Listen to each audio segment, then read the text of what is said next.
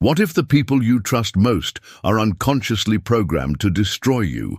Over a century ago, Sigmund Freud recognized a shocking truth. Humans are beings filled with hidden drives, repressed fears, and unconscious power games. In the depths of our psyche lurk primitive instincts that disguise themselves as love, care, or friendship. But in reality, they serve only one purpose: psychological relief at the expense of others. Today, you'll discover 5 behaviors that Freud would have identified as warning signs of toxic relationships. People who demand these things from you don't just threaten your emotional balance, they attack the very foundations of your personality. These insights will forever change your view of interpersonal relationships. You'll learn to see through the masks and recognize true motives. If you're ready to decode the hidden mechanisms of the human psyche and protect yourself from psychological manipulation, then join us on this journey into the depths of the unconscious. Imagine sitting across from a friend who tells you with a concerned expression, "You really should stop spending so much time with others. I'm worried about you." These words sound caring, almost loving. But Sigmund Freud would have immediately recognized one of the most dangerous forms of psychological manipulation: the demand for isolation, disguised as concern. Freud understood the human psyche as a complex interplay of conscious and unconscious motives. The id, our primitive drive core, seeks immediate gratification. The superego controls and condemns. In between navigates the ego, often overwhelmed by conflicting impulses. People who demand that you isolate yourself from others act from a deep unconscious fear, the fear of losing control over you. This fear often roots in earliest childhood. Freud recognized that many adults never completely overcame the symbiotic phase with their mother. They unconsciously long for a relationship where they have absolute control over the object of their affection, just like an infant who believes the mother is part of their own self. When someone tries to isolate you from family, friends, or colleagues, an archaic program activates within them. Their unconscious whispers, "Other people are a threat. They could weaken my influence. They could show this person different perspectives. This person isn't fighting for your safety. They're fighting against their own existential fear of being alone." The tactics are subtle and often hard to recognize. First come seemingly harmless comments. "Your sister seems so stressed. Maybe you shouldn't visit her so often." Or, "Your work colleague seems to be a bad influence on you." Step by step, your social circle becomes smaller.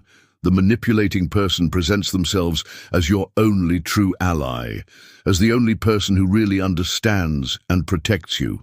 Freud would recognize this dynamic as a form of projection. The manipulating person projects their own destructive intentions onto others. They attribute to your friends and family members exactly the motives they themselves harbor: control, manipulation, selfish interests. This justifies their own behavior while simultaneously presenting themselves as your savior. The insidious thing about this manipulation is that it often works. People who are isolated gradually lose trust in their own perception. They begin to doubt, "Maybe he's right. Maybe the others really are bad for me." These self-doubts are the result of systematic undermining of your psychological autonomy. Freud recognized that the ability for object relations, healthy relationships with other people, is a sign of psychological maturity. People who want to isolate you thereby show their own emotional immaturity.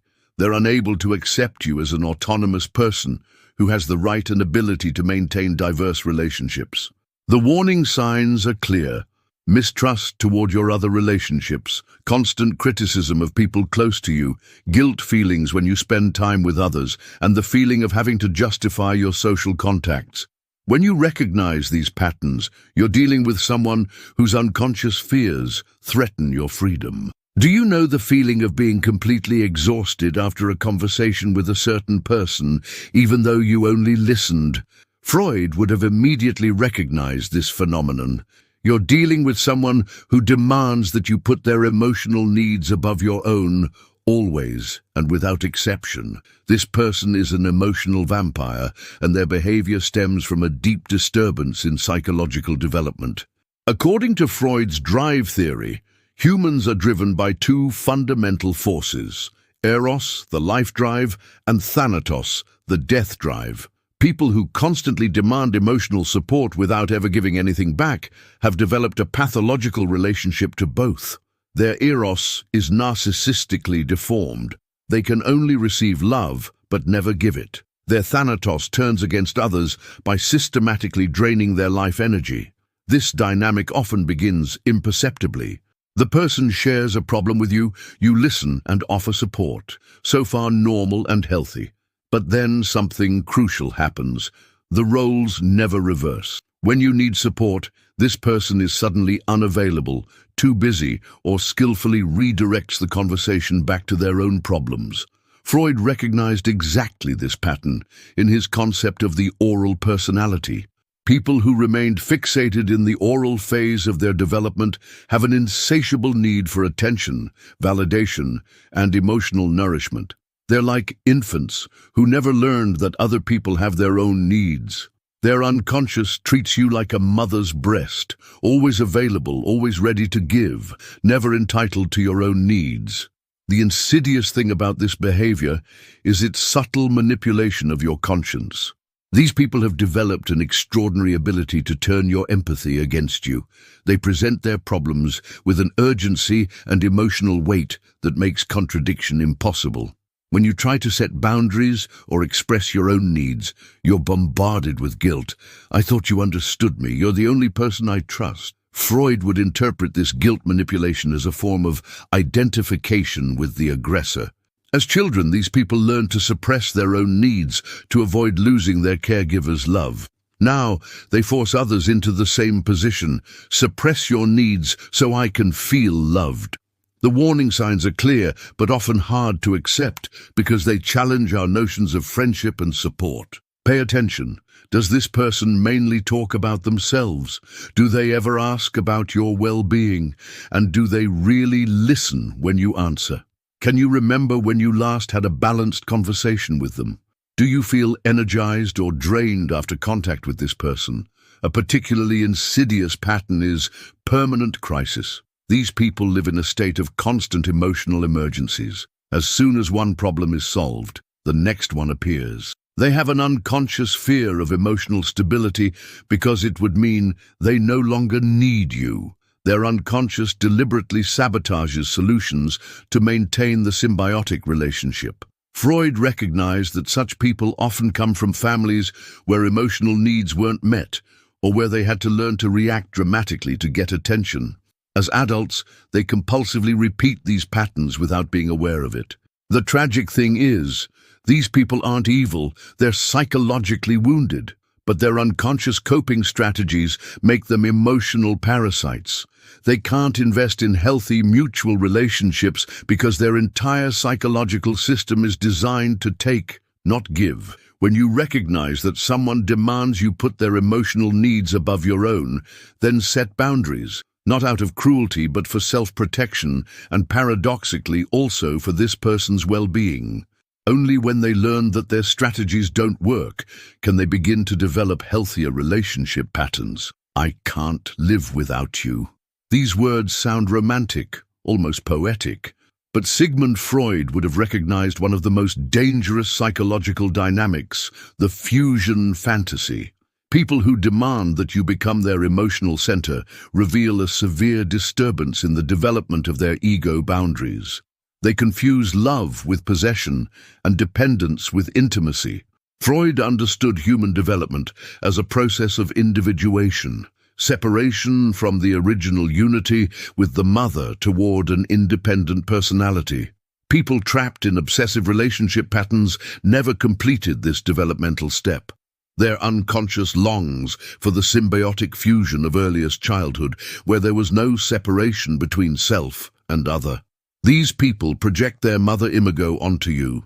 They expect you to sense their needs before they express them, to intuitively understand their moods, and to always be available, just like an ideal mother for her child. When you don't meet these expectations, they react with the rage of an infant who feels abandoned. The insidious thing about this dynamic is its emotional intensity.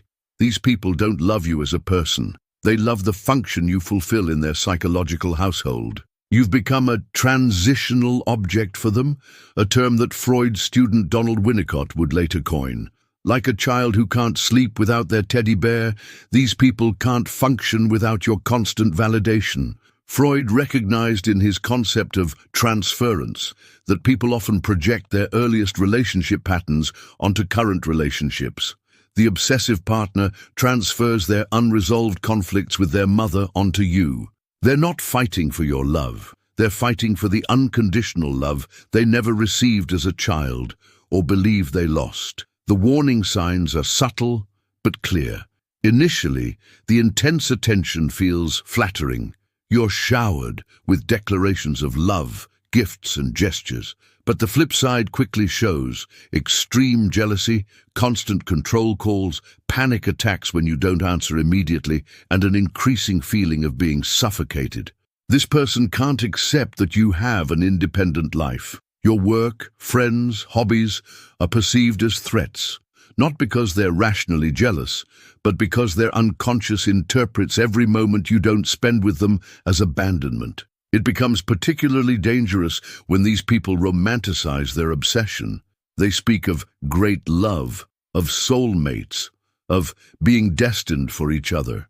But Freud would have recognized true love requires the ability to accept the other as an independent person. Obsession, however, wants to possess, control, and functionalize the other for fulfilling one's own psychological needs. A classic pattern is emotional blackmail. When you try to draw healthy boundaries, these people threaten self-harm, suicide, or total despair. Their superego, which normally sets moral boundaries, is completely overwhelmed by the obsessive fixation. They're literally unable to recognize your autonomy as legitimate. Freud would understand this dynamic as a form of regression, a relapse into early childhood behavioral patterns under stress. The obsessive person emotionally regresses to the level of a small child who believes they'll die without their mother. For them, your absence isn't just painful, it's existentially threatening.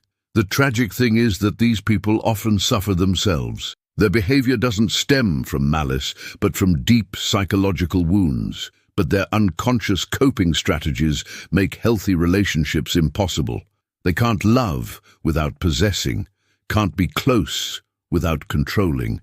When someone demands that you become their emotional center, when they can't accept that you have an independent life, you're in a psychologically dangerous situation. This person needs professional help to develop their ego boundaries. You need protection from a dynamic that systematically undermines your autonomy. True love liberates. It doesn't bind. It respects boundaries. It doesn't cross them. People who claim you as their emotional center don't understand the difference between love and possession.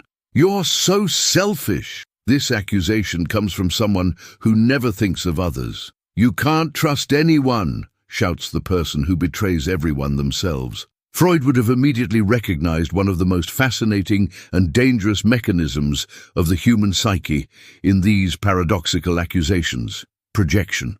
People who demand that you embody their own repressed characteristics thereby reveal their deepest psychological wounds and make you their scapegoat. Projection is a defense mechanism of the unconscious that Freud understood as a fundamental principle of human self-deception.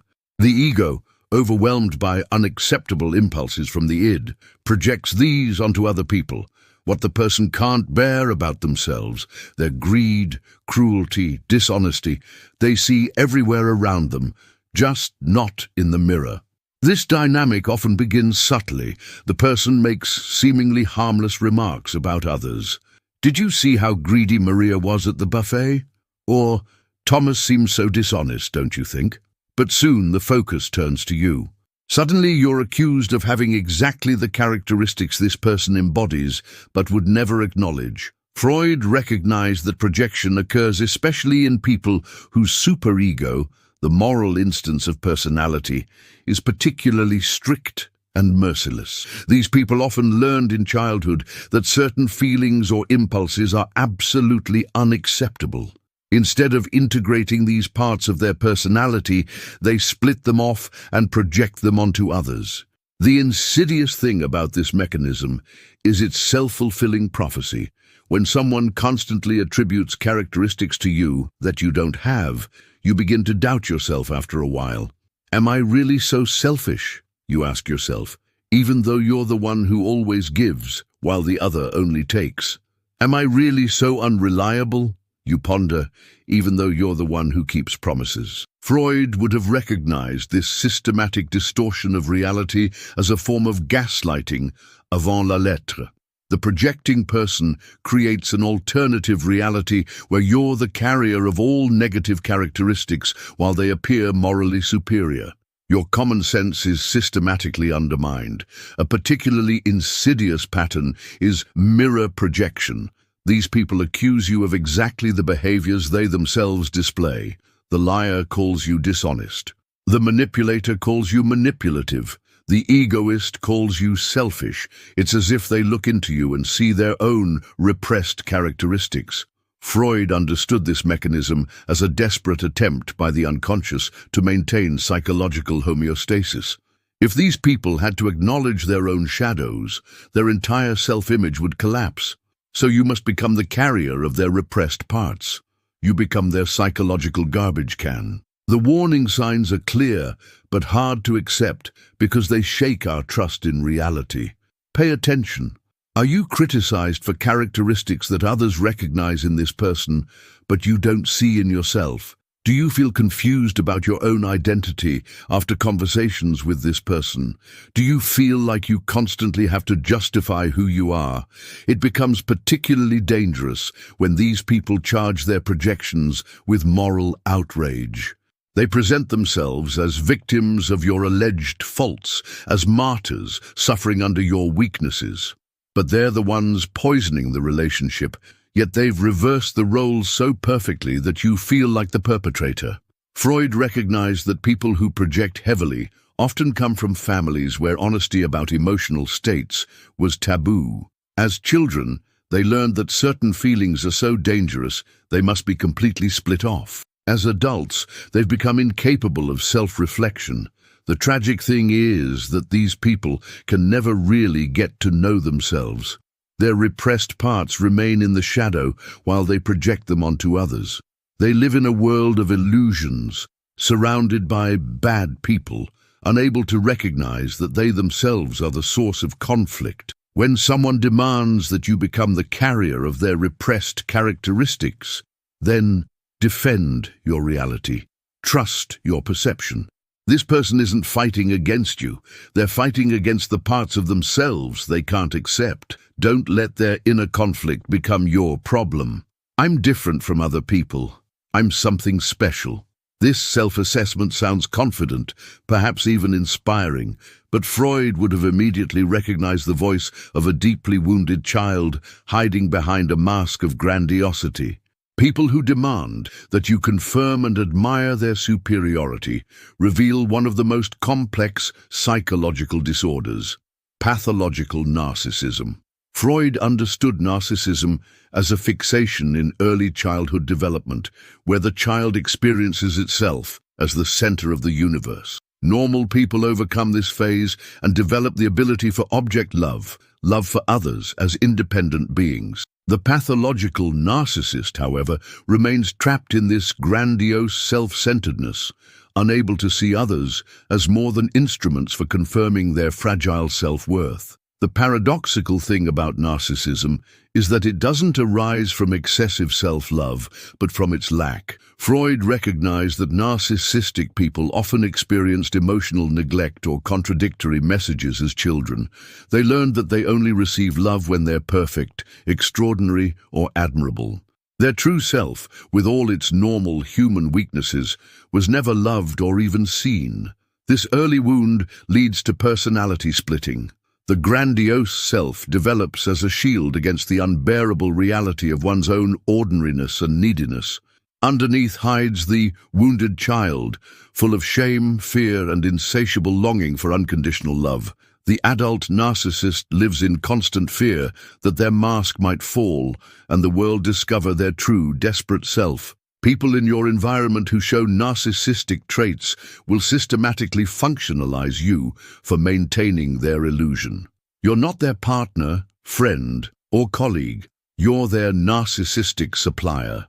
Your job is to admire them, confirm their superiority, and never question their self-perception. The insidious thing about this dynamic is its subtle seduction. Narcissistic people can be extraordinarily charming, intelligent, and charismatic. In the initial phase of a relationship, they shower you with attention and make you something special, but only as long as you mirror their grandiosity. Freud would have recognized this as idealization. You're not loved as a person, but as a mirror of their self-love. The warning signs are clear but hard to accept because they challenge our image of confident, successful people. Pay attention. Can this person ever admit to making a mistake? Do they show genuine interest in your feelings and experiences, or does every conversation ultimately revolve around them? Do they react with anger or cold withdrawal when you don't show the expected admiration? Freud would understand narcissistic rage as access to the wounded child. When their grandiosity isn't confirmed, the fragile self-image collapses and repressed shame breaks through. But instead of feeling and processing this shame, it's immediately converted to anger. You're declared the enemy who dared to expose the emperor as naked. A particularly insidious pattern is emotional withdrawal. When you don't deliver the expected validation, narcissistic people suddenly withdraw their attention and affection from you. This punishment is so painful that many people learn to suppress their own needs to regain the narcissist's favor. Freud recognized that narcissistic people are incapable of genuine empathy, not because they're evil, but because their entire psychological system is designed to maintain the grandiose self-image. They can't really take others' perspectives, because that would mean other people are just as real and important as they are, a realization that would destroy their worldview. The tragic thing is that these people are trapped in their grandiosity, like in a golden cage. They can never experience the deep connection they unconsciously long for, because genuine intimacy requires vulnerability, exactly what their defense system prevents at all costs. When someone demands that you confirm and admire their superiority, recognize you're not dealing with a confident person, but with a wounded child hiding behind a mask of power. Your job isn't to heal this child, only they can do that with professional help. Your job is to protect yourself from a relationship where you're only allowed to exist as a mirror. After everything you've now learned about the hidden mechanisms of the human psyche, you face a crucial realization. The people who demand these 5 things from you aren't fighting against you. They're fighting against their own unconscious demons. But this realization alone isn't enough. Freud knew that true healing is only possible through conscious confrontation with unconscious patterns. It's time to free your authentic self. Freud understood psychoanalysis as a process of becoming conscious. Where it was, there ego shall be. This famous statement means nothing other than liberating your conscious personality from the unconscious compulsions that other people project onto you. You must learn to distinguish between your own feelings and others' projections. The first step to liberation is developing what Freud called reality testing.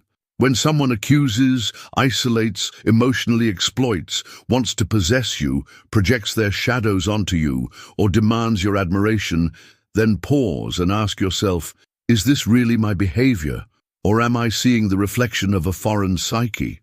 Particularly important is recognizing that toxic people often trigger our deepest wounds.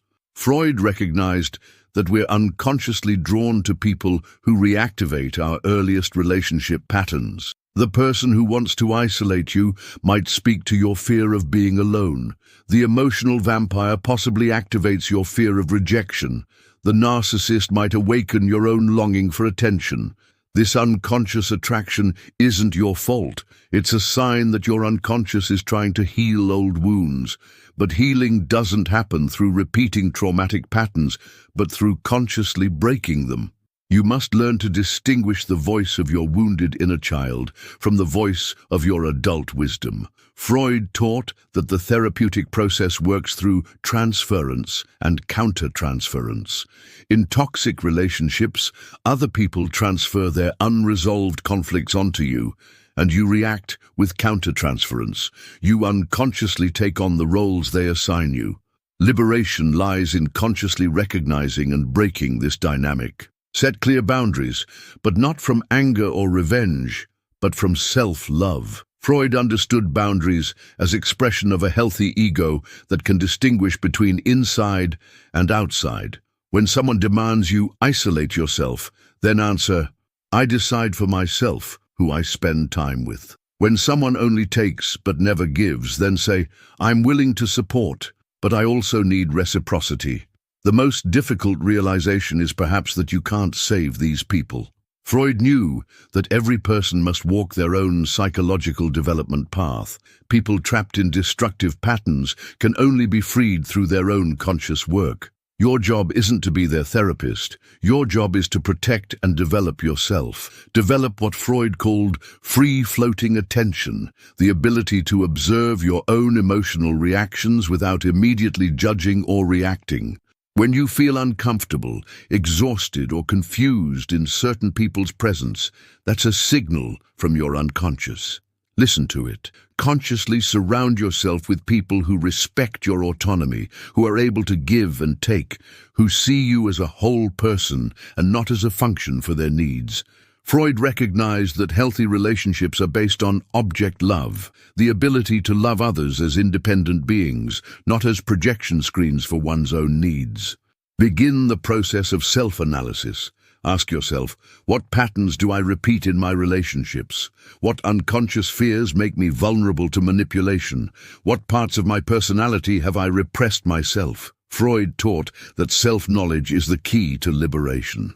The greatest liberation lies in recognizing that you're not responsible for making other people happy or healing their psychological wounds. You're responsible for your own life, your own development, your own happiness. This realization isn't selfish. It's the foundation of all healthy relationships. Freud knew the person who recognizes and breaks their own unconscious patterns becomes free. Free from others' projections. Free from repeating destructive patterns. Free to live authentic relationships where both sides give and take, love and are loved, grow and let others grow. You've taken a journey today into the depths of the human psyche and gained 5 crucial insights. People who demand you isolate yourself, fight against their fear of losing control. People who only take but never give are emotionally fixated in the oral phase. People who want to possess you confuse love with fusion. People who project their shadows onto you can't accept their own weaknesses. People who demand your admiration hide their wounded inner child behind grandiosity.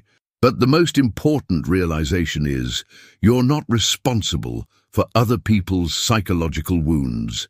Your task is to live your authentic self, draw healthy boundaries, and maintain relationships based on reciprocity, respect, and genuine love. What hidden truth about your own relationship patterns could change your life forever if you had the courage to look at it? We would be thrilled if you write in the comments which country or city you're watching from.